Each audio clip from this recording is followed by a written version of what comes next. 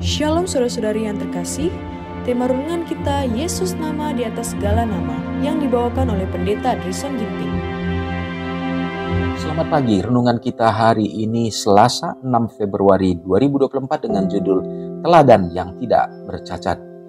Ayat renungan di dalam 1 Yohanes 2 ayat 6. Barang siapa mengatakan bahwa ia ada di dalam Dia, ia wajib hidup sama seperti Kristus telah hidup. Saat ini haruslah terjadi kebangunan terhadap kesaksian yang kaku.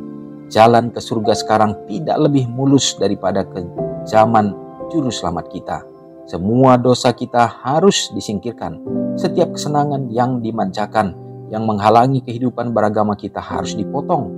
Mata kanan atau tangan kanan harus dikorbankan jika itu menyebabkan kita melakukan kesalahan. Apakah kita rela meninggalkan kebijaksanaan kita sendiri lalu menerima kerajaan surga seperti seorang anak kecil? Apakah kita rela berpisah dengan kebenaran kita sendiri? Setiap pergaulan yang kita bentuk, betapapun terbatasnya, memberikan pengaruh pada diri kita.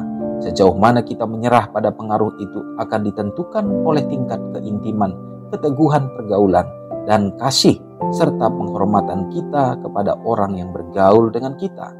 Jadi, dengan mengenal dan bergaul dengan Kristus, kita dapat menjadi seperti Dia, satu-satunya teladan yang tidak bercacat. Persekutuan dengan Kristus sungguh tak terkatakan betapa berharganya. Persekutuan tersebut adalah hak istimewa kita untuk menikmatinya jika kita mau mencarinya, jika kita mau berkorban untuk mengamankannya. Ketika para murid mula-mula mendengar perkataan Kristus, mereka merasakan kebutuhan mereka akan Dia. Mereka mencari, mereka menemukan, mereka mengikuti Dia. Mereka bersamanya di rumah, di meja, di ruangan, di ladang. Mereka bersamanya sebagaimana murid dengan seorang guru. Setiap hari menerima dari ucapannya pelajaran tentang kebenaran suci. Mereka memandang Dia sebagaimana hamba melihat Tuhan mereka untuk mengetahui kewajiban mereka. Mereka melayani Dia dengan riang, dengan senang hati. Mereka mengikuti Dia seperti para prajurit mengikuti komandan mereka berjuang dalam pertandingan iman yang baik. Barang siapa mengatakan bahwa ia ada di dalam Dia, ia wajib hidup sama seperti Kristus telah hidup. Tetapi jika seorang tidak memiliki roh Kristus, ia bukan milik Kristus. Keserupaan dengan Yesus ini tidak akan luput dari perhatian dunia. Ini adalah pokok perhatian dan perbincangan. Orang Kristen mungkin tidak menyadari perubahan besar itu karena semakin dia serupa dengan Kristus dalam tabiatnya, maka semakin rendah hati penilaiannya tentang dirinya sendiri. Tetapi itu akan terlihat dan dirasakan oleh semua orang di sekitarnya. Mereka yang memiliki pengalaman terdalam tentang hal-hal tentang Allah adalah yang paling jauh dari kesombongan atau meninggikan diri.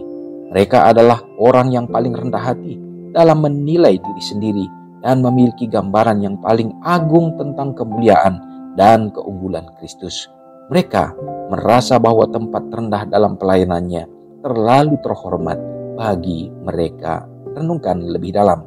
Apakah yang menurut saya paling berharga tentang persekutuan dengan Kristus?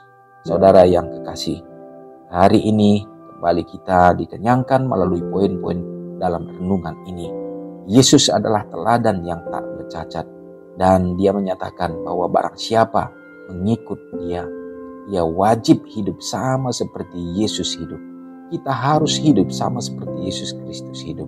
Dan kehidupan yang kita miliki pada saat kita menerima Yesus sebagai juru selamat kita, maka kita akan diubahkan hari demi hari untuk semakin sempurna dalam tabiat, dalam sikap perkataan, dan tindakan kita. Dan iman kita akan menunjukkan bahwa kita adalah pengikut Kristus. Bagaimana itu terjadi? Bila mana orang akan memandang bahwa kita benar-benar hidup dalam buah-buah roh yang menjadi satu pancaran kemuliaan yang menunjukkan Yesus melalui kehidupan anak-anaknya. Jadi inilah yang terpenting, menjadi satu pergumulan bagi umat-umat Tuhan di akhir zaman ini. Kita harus meninggalkan segenap kesombongan-kesombongan duniawi ini. Dan biarlah kita hidup dengan rendah hati.